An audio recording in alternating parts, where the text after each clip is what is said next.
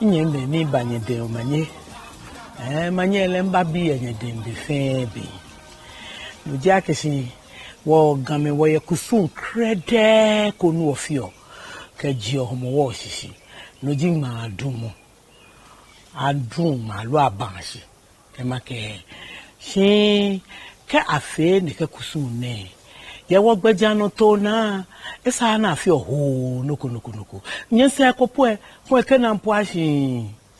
No fe no nike ho fe mo baba nyense akopo afi no ma ni bi. Shi sekpe ne onake akunhie afo ni bi ko ma no. Shi hwe ni bi pote ko meye ne sa na afi. Kamwa jijo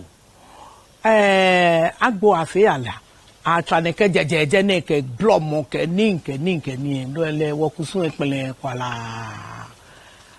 epele ni kese ne ke biami somo ekome chama safu ekome amesumo na ke gbeja no to etun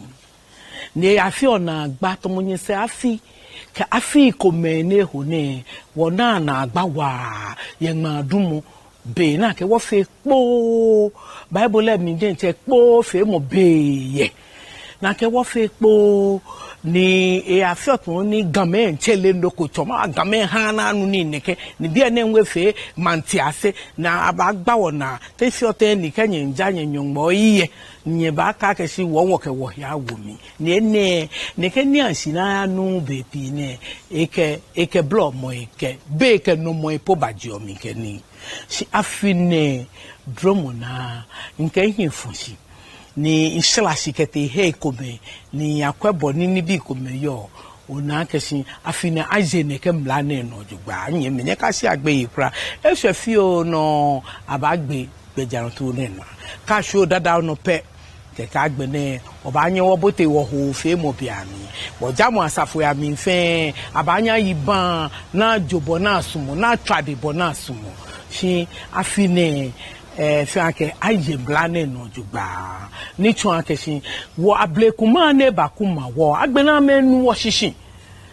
ejake wo ke ablekuma eba ne bakuma wo ke mlinjele ni fu asumo na yo wo gbeja no to ike wo mlaya no si ya me majian mi amefi ona kan pepepe ka ke aya aja no mene ya ake ochiye afe ne ke ya fi ameyo fe no di kun